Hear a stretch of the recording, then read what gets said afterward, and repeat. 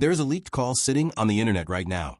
And in it, a man who allegedly sells streaming manipulation services to major recording artists is apparently walking a potential new client through a live, on-screen demonstration of his software. And at some point during that call, he allegedly drops Drake's name. Not a random underground artist. Not a mid-level act desperately trying to inflate their SoundCloud numbers to get a booking deal. Drake. Allegedly. The man who has broken more streaming records than arguably any solo artist in the history of recorded music is being named, on a recorded call, by someone who claims to have personally bought his last 3 projects. And here is what makes this genuinely different from every other botting accusation that has floated around hip-hop Twitter over the past 2 years. This is not a vague claim. This is not a disgruntled collaborator venting in a late-night voice note that somebody posted to Instagram stories and then deleted. This is allegedly a service provider, sharing his screen in real time, walking through dashboard controls, explaining cooldown timers, proxy rotation systems, geographic spoofing, and then apparently telling a prospective client, in the most casual tone imaginable, that the artist who just dominated the charts last month was one of his paying customers. That changes the entire conversation we have been having. That changes what we have been watching.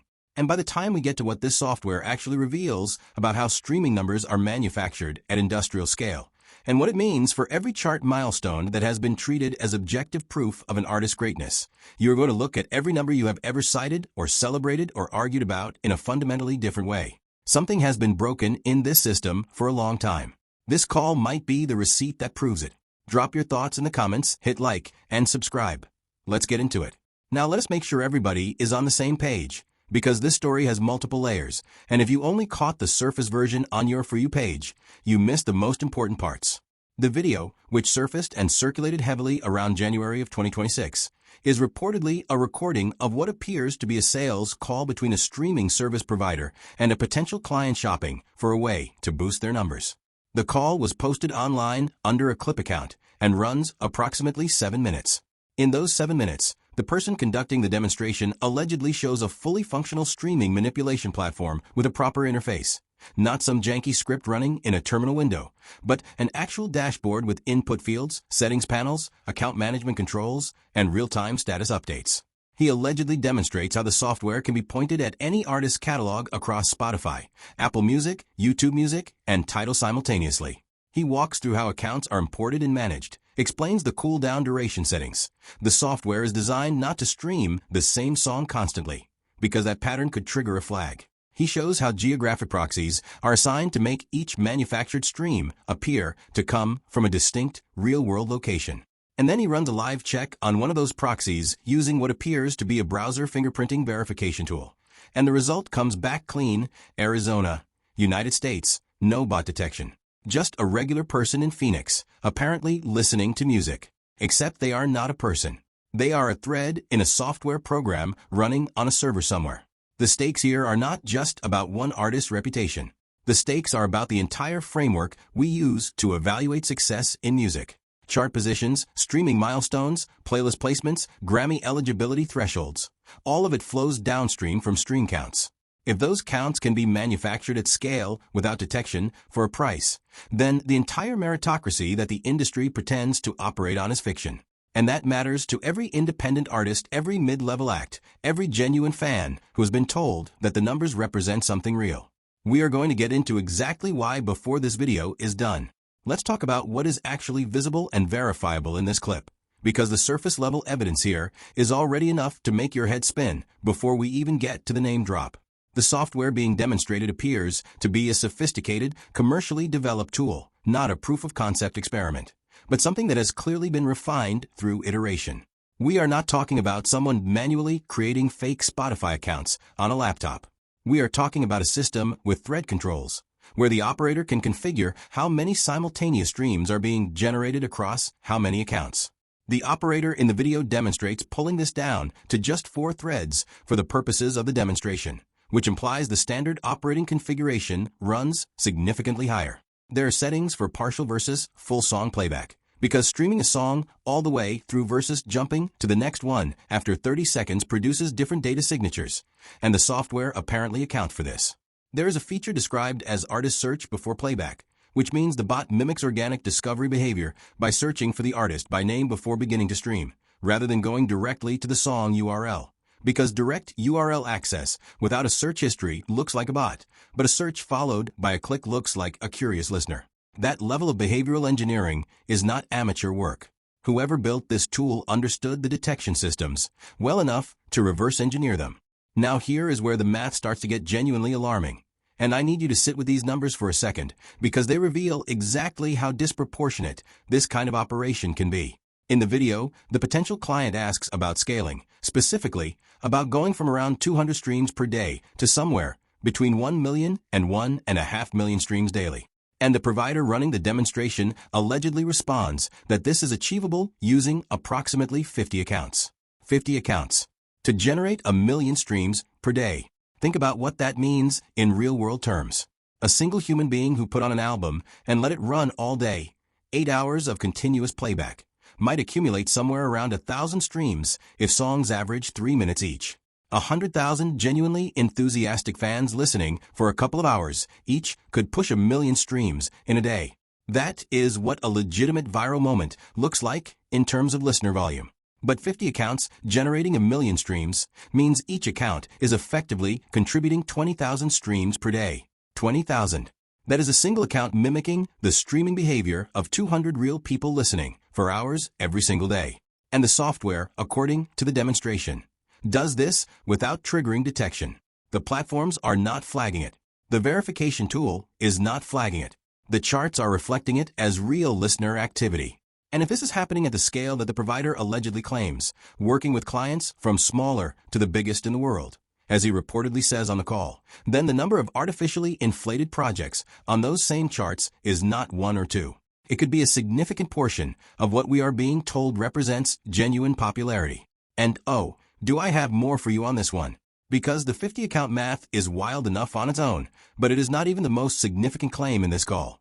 The part that has the internet split right now is the moment where this alleged provider apparently stops talking about what the software can do and starts talking about what it has already done. And for who? Stay with me, because this next section is where the whole story shifts from interesting tech story to everything we thought we were watching might need to be re-examined. The supporters of a certain Toronto-based artist are really not going to enjoy this part. Let us get into the cultural context of this moment, because the botting conversation in hip-hop did not begin with this leaked call, and understanding the history of it is what makes this video land with the weight that it does. This conversation has been simmering for years. The streaming numbers have been a recurring flashpoint in practically every major rap debate of the last several years. Records get broken. Charts get dominated. Press releases go out announcing historic streaming performances. And simultaneously, there have been persistent, recurring questions, never definitively proven through public evidence, but repeatedly surfacing across different parts of the internet, about whether some of those numbers were entirely organic. We heard versions of this during the Kendrick Lamar situation. There were people circulating audio, making claims about listening patterns that allegedly did not add up geographically, pointing to streams being registered in markets where the population density could not realistically account for that volume of activity. At the time, people on all sides were appropriately skeptical, because accusations like these are genuinely easy to fabricate and notoriously difficult to verify without direct access to a platform's back-end data. But what this January 2026 video allegedly does, and this is the thing that separates it from everything that came before, is show you the mechanism, not the pattern, the tool. It is not saying the numbers look suspicious. It is allegedly showing you the exact software that produces suspicious-looking numbers in real time, and then allegedly identifying a specific major artist as a client of that service. The alleged name connection happens in what feels like the most offhand way possible, which is honestly part of why a lot of people who have watched the full clip found it credible. The potential client on the call asks about the scope of previous work, making reference to major projects that charted in the top of the charts in the previous month. The provider's response, according to the clip, confirms familiarity, not in an explicit, spelled out on camera way, but in the kind of comfortable, knowing shorthand that you use with someone you expect to already know what you are talking about. The specific projects referenced in the surrounding conversation, identified in various analyses of the clip as Iceman, Habibi, and Maid of Honor, are projects associated with Drake's output from that period. Now let's be precise about what we know and what we do not know. This is an unverified claim made by an unidentified individual on a call that was posted to social media. Drake has not, at the time of this script, publicly responded to these specific allegations. No streaming platform has confirmed that any investigation has been opened into any artist in connection with this video. We are in the territory of allegedly, and reportedly, and according to the clip, and that is where we need to stay factually. But here is the consistency check that I think deserves to be applied out loud. The methodological standard being used to evaluate this claim, an anonymous source, a recorded call, specific but unverified details, is identical to the methodological standard that was applied to accusations pointing in the other direction during earlier controversies. If the format was credible enough to drive an entire news cycle then, it deserves serious examination now. That is just intellectual consistency, and intellectual consistency is what this channel is built on.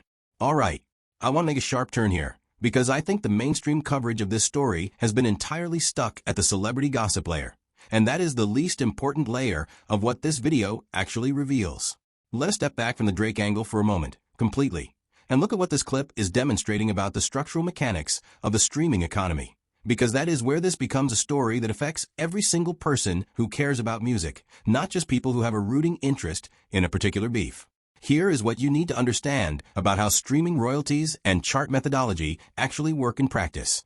Streaming platforms distribute royalties based on each artist's proportional share of total platform streams during a given period. This is called the pro rata model, and it means that if your songs account for 1% of all streams on a platform in a month, you receive 1% of that month's total royalty pool. The practical implication of this model is that any artist who artificially inflates their stream count is not just making their own numbers look better. They are mathematically reducing the royalty share of every other artist on the platform. The pool does not grow because fake streams were added. The fake streams dilute the proportion that real listeners represent.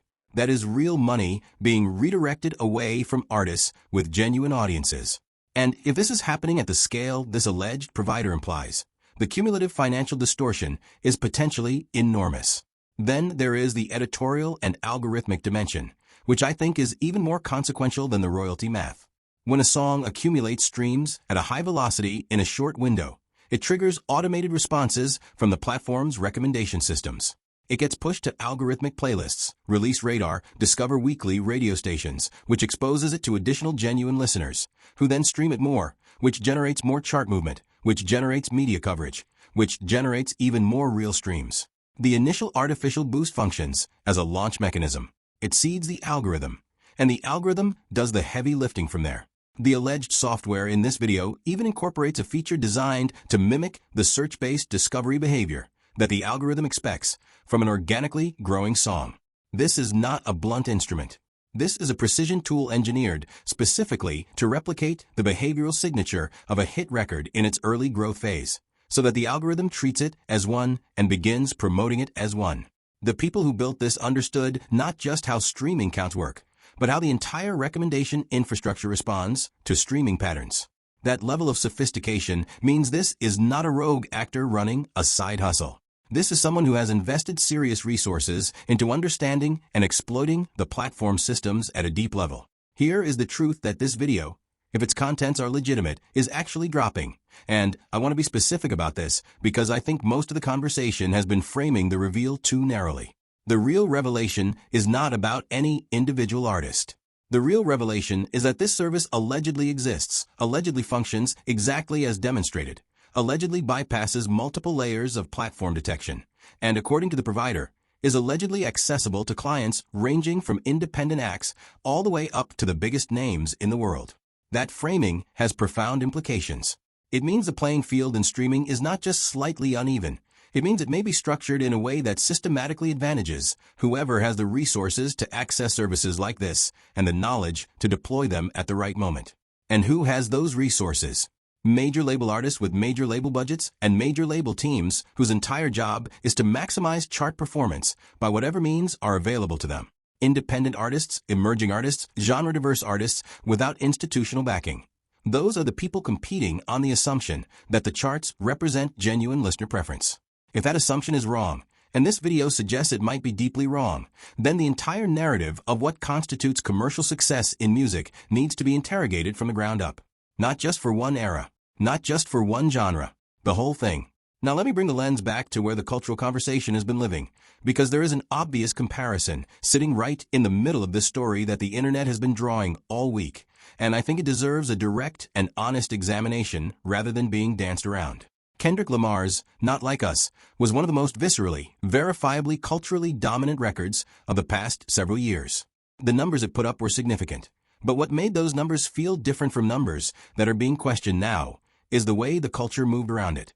That song was everywhere in a way that cannot be manufactured through proxy servers. It was at barbecues, at block parties, at sporting events, in freestyles, in parody videos, in the mouths of people who do not follow rap closely enough to know who made it. That is what genuine, bottom-up cultural penetration looks like. You cannot replicate that with software. You cannot route organic human enthusiasm through a dashboard and a cool-down timer. The algorithm reflects what people actually feel, eventually.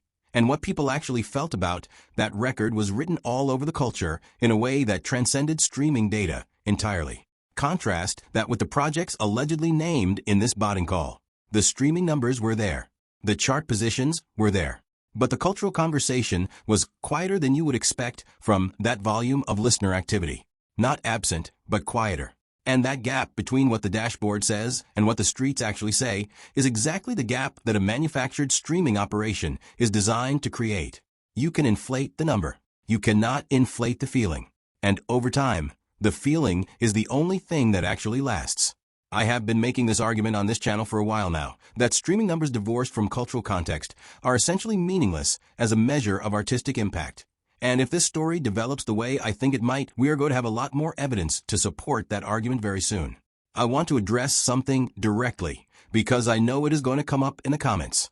There are people who will say this video only exists because of how the last couple of years went, that if the shoe were on the other foot, nobody would care.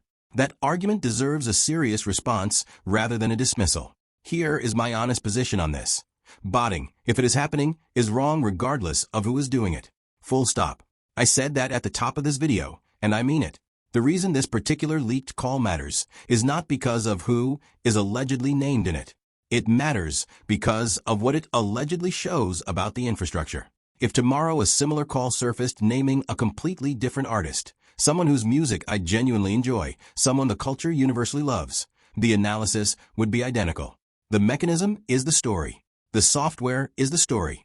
The fact that platforms are allegedly being bypassed at scale is the story. The name attached to it is the news hook that gets people to click.